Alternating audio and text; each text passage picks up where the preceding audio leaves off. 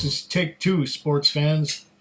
I don't usually do two takes, but I just flubbed the beginning of the last one so bad that I had to do it. So here goes, take two. The warm weather is finally upon us here on the south of Vancouver Island in British Columbia. We are finally having warm weather. And what in the whiskey department goes better with warm weather? Well, my answer would be a bourbon. A bourbon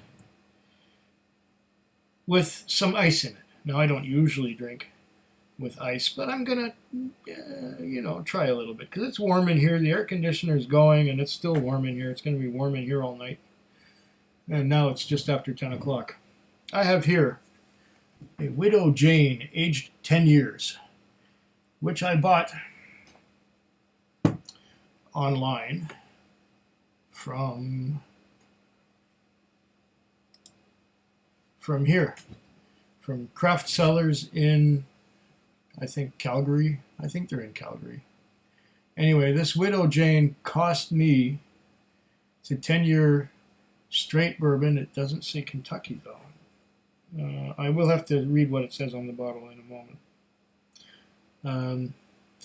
It's 45.5% ABV, and it's $89.99. So $90 plus about $10 for shipping and another $5 for miscellaneous taxes and things. So just around $100, maybe just a little more, shipped and sent to a post office nearest me. Well, we'll see if this is worth it. First, I'm going to pour a dram, and then I'm going to read everything it says on the bottle that will clue me in on what and where this comes from. Okay, we have a synthetic plastic cork with the paper or the plastic foil sticking to the top coming off. There we go. All right, Widow Jane.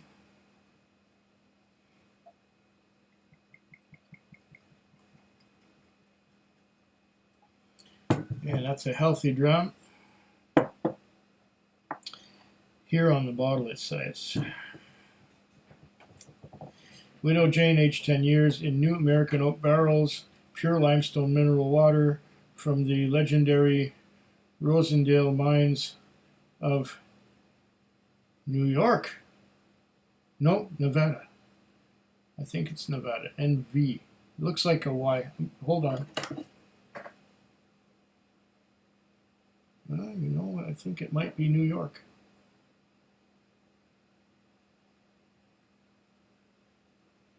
I can't tell if it's a V or a W or a Y. Blend of straight bourbons. Batch 424, bottle number 945, date 2021. What's it say on the back here? Reviving the lost art of marrying the finest whiskeys, Widow Jane 10-year-old is our signature bourbon, hand assembled in Brooklyn. It's New York. Using the richest and rarest straight bourbons, only ever in 5 barrel batches. Okay, non-chill filtered and proofed with our own mineral water from the legendary Rosendale mines of New York.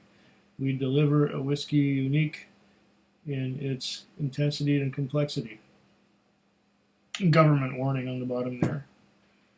So, this is blended. It doesn't say where the bourbons are blended from.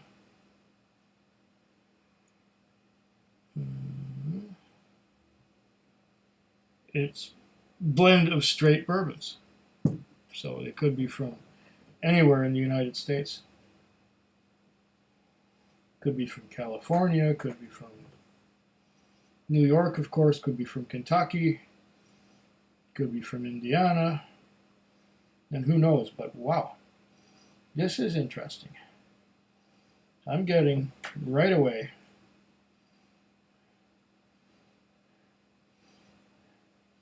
a mintiness. It's like a minty, and it's reminding me of Spruce trees.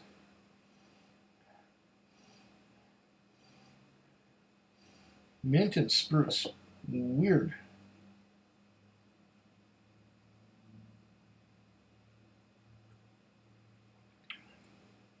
What else am I getting here? Mint and spruce, some rye spice, some incense.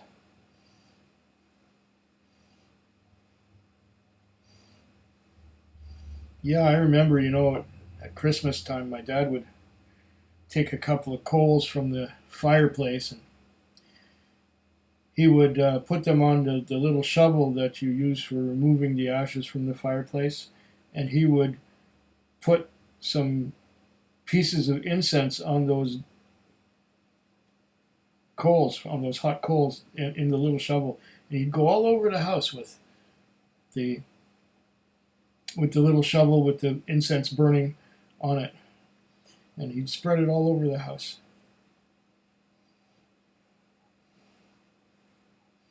And that's what I get here.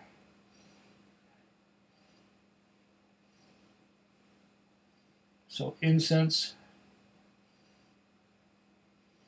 a little bit of mint at first. Now it's not mint anymore. What's that again? It's almost like cedar wood.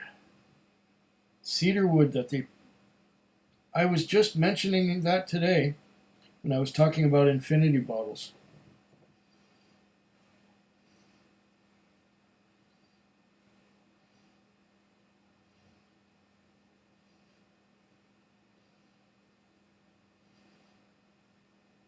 Cedar wood from the Japanese Kamiki whiskey, and that there was an overpowering cedar wood nose and flavor in my World whiskey, and I was mentioning that I was able to blend it out using other whiskeys.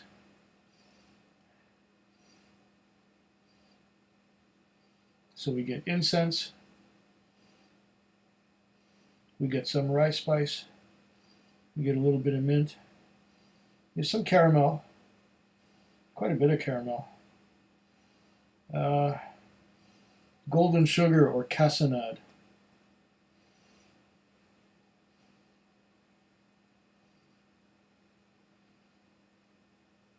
I'm guessing these are some of the bourbons that are mixed in here or married in here are high rye. Because I am getting that mintiness.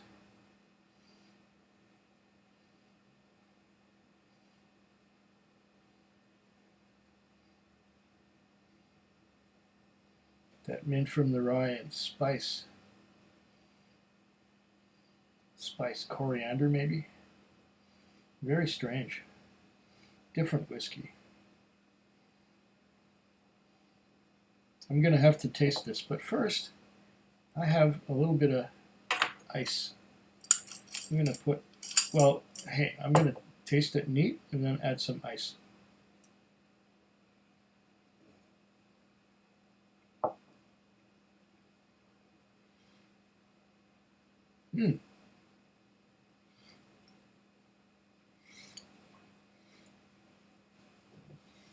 Wow. Creamy, oily mouthfeel. Creamy, oily vanilla in the mouthfeel. It's like custard. Thick like custard. And there's minty. It's minty. That mint no doubt comes from high rye content. It's also quite sweet, like golden sugar. Lots of vanilla on this one. Vanilla and golden sugar. And rye spice.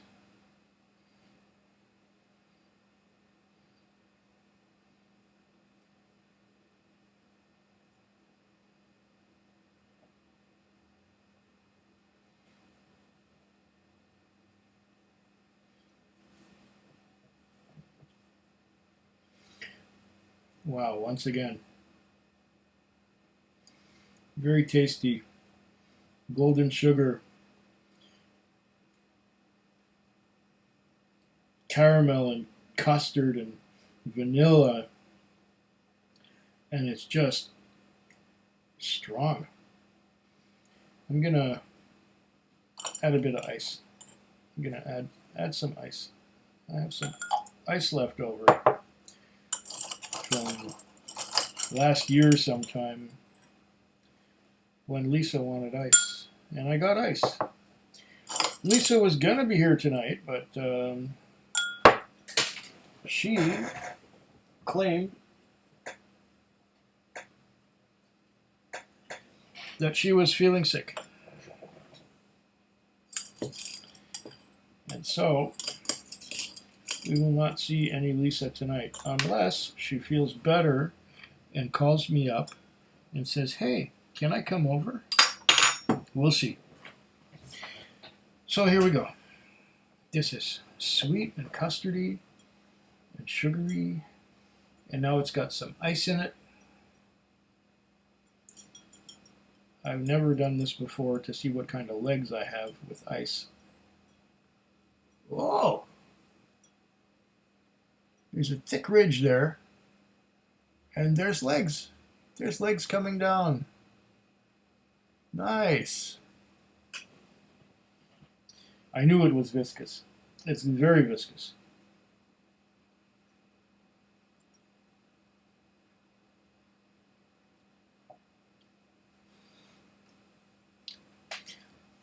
Oh.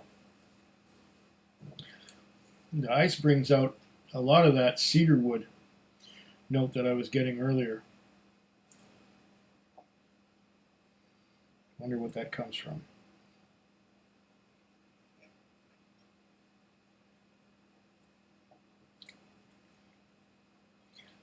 Yeah.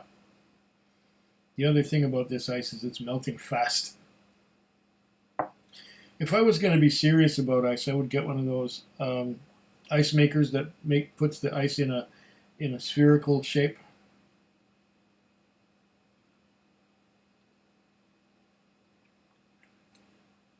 But I'm not usually that serious about ice.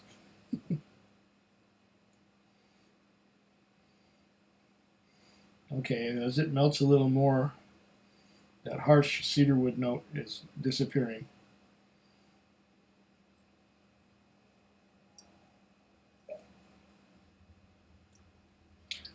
I put quite a bit of ice in here. If anything, the ice takes away from the custard and from the golden sugar is still there, and the creaminess of the mouthfeel and the creaminess and the high vanilla, the big vanilla taste that's in there when you take it neat. I can imagine if it was a really hot day and I was out in the sun just sipping on this the way it is. It's almost like a highball. And I'm not usually big on things like highballs.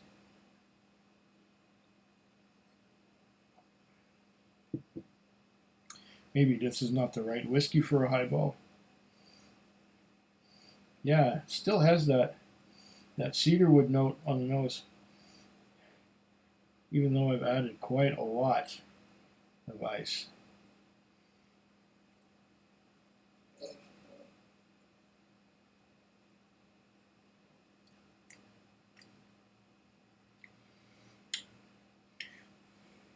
There's still that cedarwood note.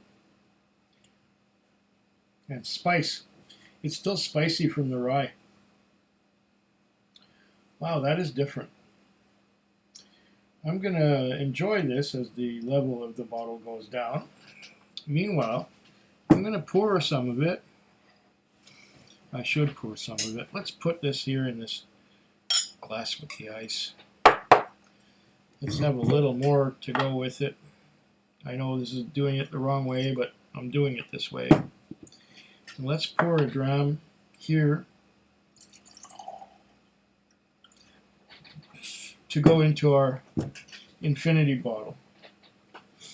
Oh.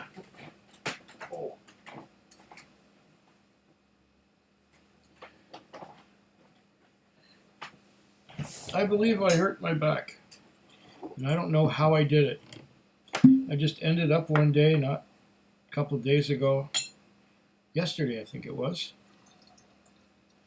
and my lower back was sore. That's going into my infinity. That's my bourbon and rye infinity.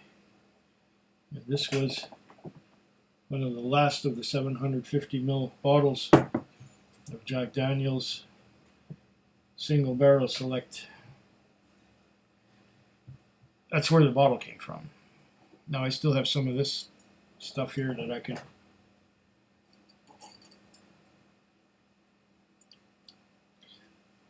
I can sip on that while editing videos.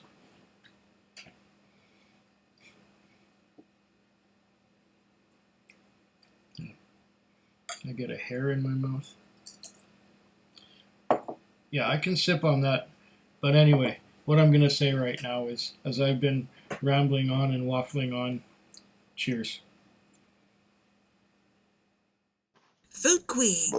Food Quig. Food Quig. Food Quig. Food Quig. Yeah.